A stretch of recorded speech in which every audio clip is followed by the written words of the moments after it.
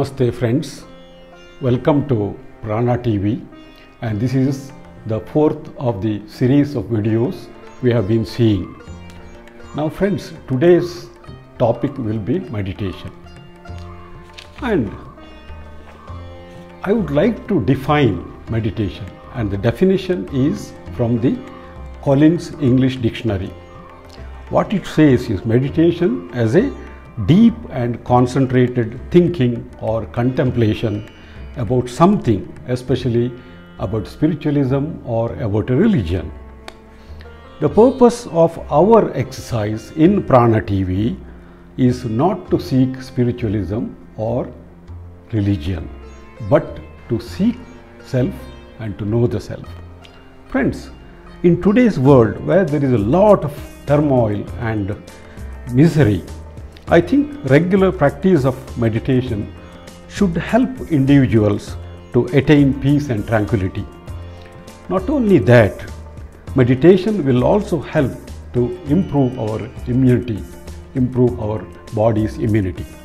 Friends, before we discuss about the techniques of meditation, I think we should know about the three levels of our mind. The first level of the mind is known as the manas, which is nothing but the thoughts about the body pleasures, the mind pleasures, and it's full of desires. That is manas.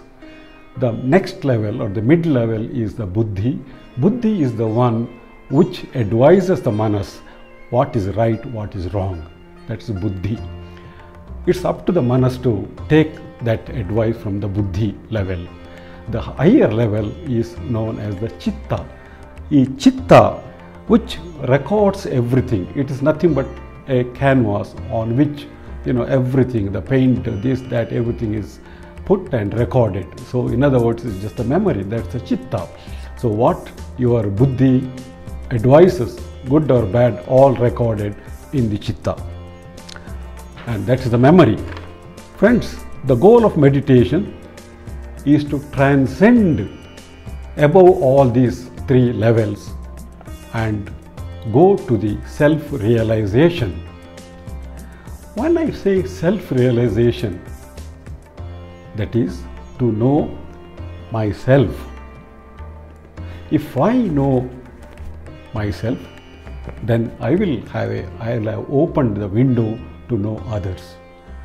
Friends, by regular meditation for people like us is not to aim, perhaps not to aim to go to the highest level, where you get enlightenment and then become a yogi or a sannyasi or a preacher or something. That's not the aim of this.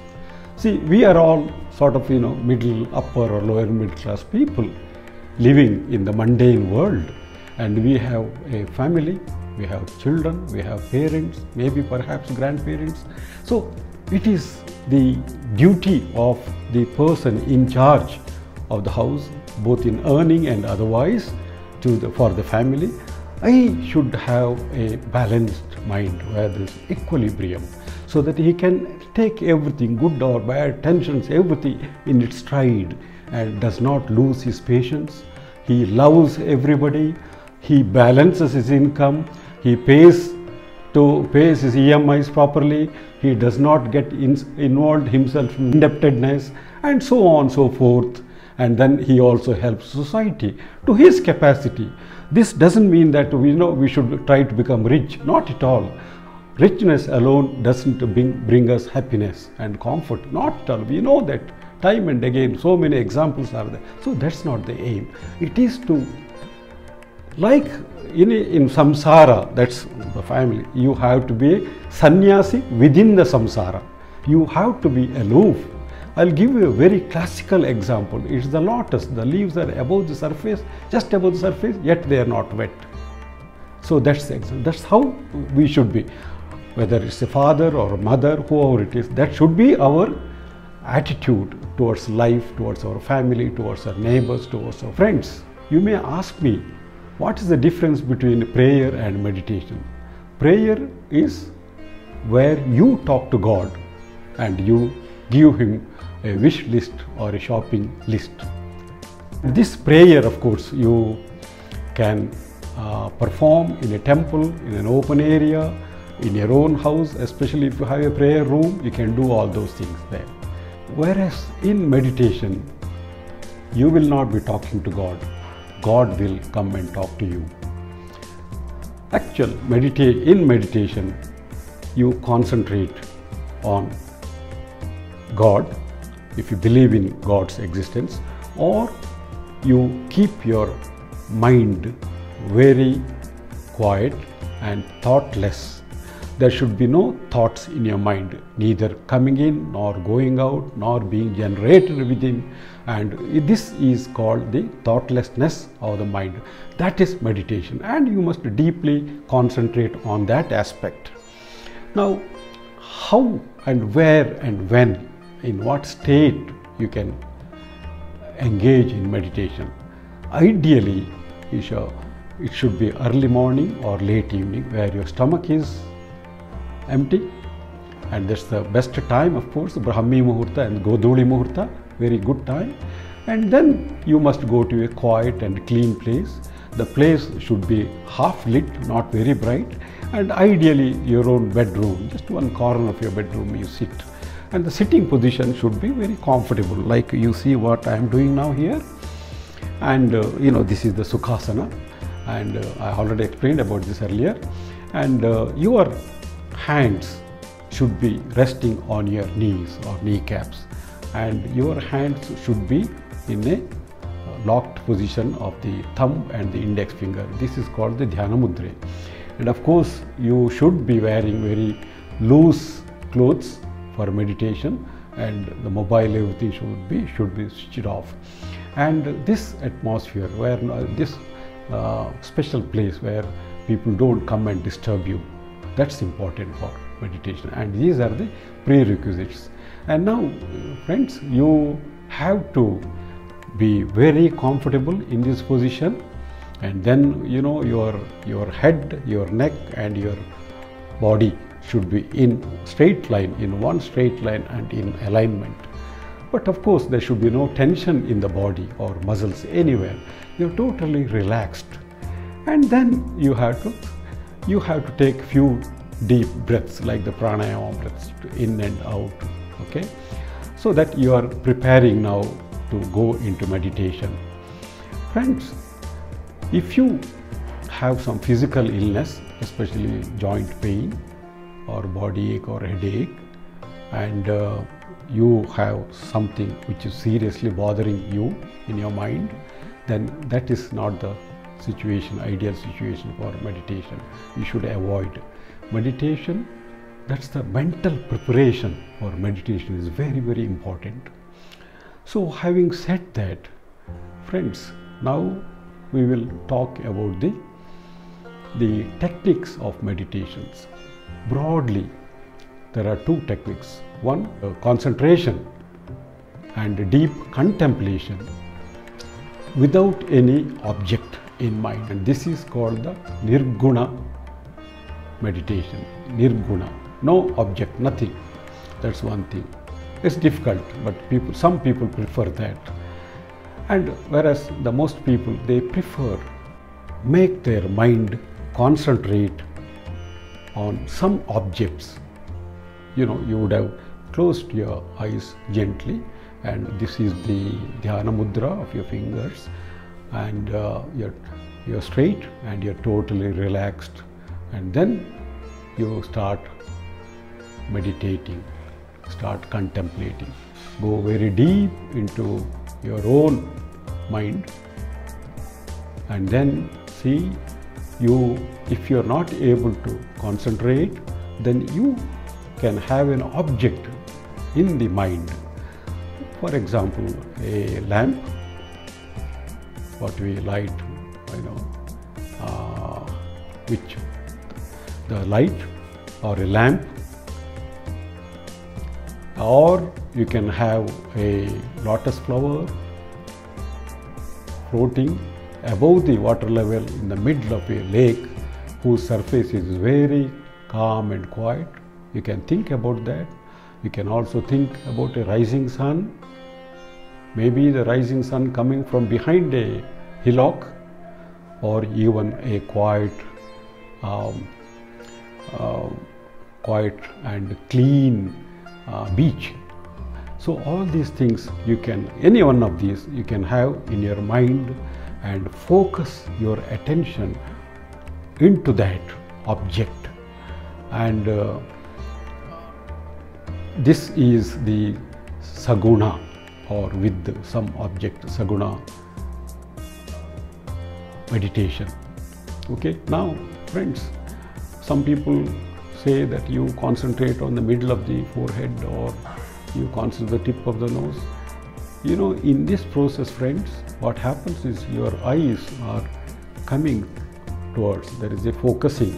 So the eye muscles, the external ocular muscles, they may get little strained if you do that continuously for a long time, something like 10 minutes, 15 minutes, half an hour meditation.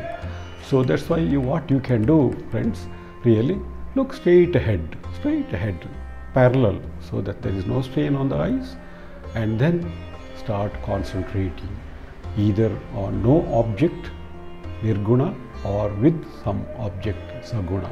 Okay, so this is, spend this kind of, you know, status or state for 15 minutes to half an hour. That's best, friends. You see, gradually you see the positive changes. You have become much more calm and quiet and tranquil. You face all the problems of the world with an equanimity, and also you have that balancing, and you have the proper judgment and all those things. This saguna meditation, it's not only some objects you're focusing your mind onto, you can also use certain sounds or words. Say, for example, Om or Soham, like that you can use that, or Om Namah Shivaya. Such words you can use, and instead of object you have a sound to focus on. Okay, this also helps in concentrating on the meditation. Friends, in today's busy urban life, where both men and women work, and or only man works, women take care of the family, the household chores, and taking care of the kids, and if you have elderly parents, taking care of them. So many a times such people complain that they don't have time. So for that reason, I have devised a new technique, and I call it as the pranatation. The pranatation. Okay. Now, what is this pranatation? Prana is derived from pranayama, and tation is derived from meditation. I combined the prana with the tation and call it as pranatation. So what is this pranatation technique? Briefly I'll mention about it. Here what we do, we use the first half of the pranayama, that is deep breath in, a thorough deep breath in through the nose, and then breathe out through the mouth. While doing so, you pronounce the sound Om. Let me just demonstrate it and see the effect later on. Close your eyes. Same Dhyana Mudra, same body alignment, everything is the same. Now,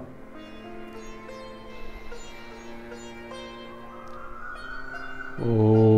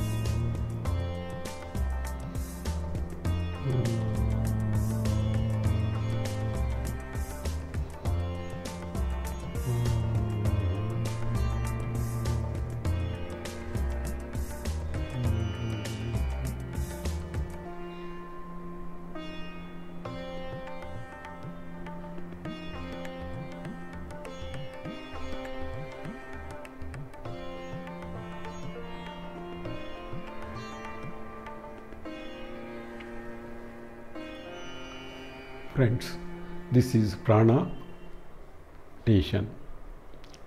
See, you would have observed one thing here. I have done the anuloma with both nostrils, that's uchvasa or breathing in, and take a deep breath, and then I hold it, and then while breathing out I breathe through the mouth. You have seen that. During that process you pronounce the word sound Om.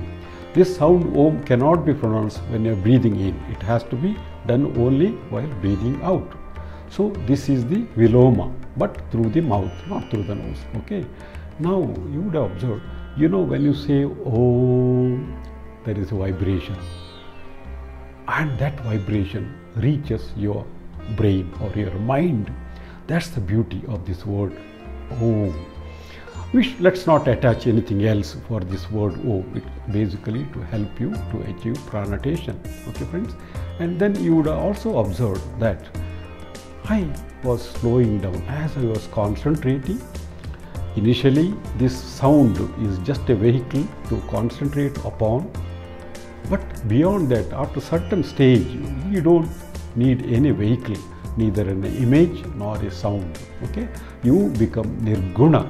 That's as you go deeper in deeper, as your meditation becomes deep and deep and deep, then automatically your sound process, Om, slows down and disappears.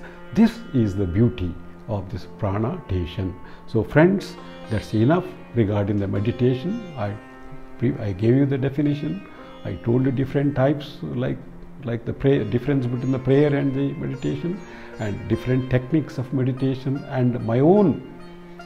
I don't claim, right on this, but I have devised, using my experience and knowledge, I have devised this technique to suit the urbanites. So that's it, friends. So thank you for watching. Thank you for sending your approval, and also thank you for subscribing to my previous videos. Please do the same again. Subscribe, give thumbs up, and then you stay home, stay safe, take care of yourself, your family and your elderly, and till we see you in my next video. Thank you and goodbye.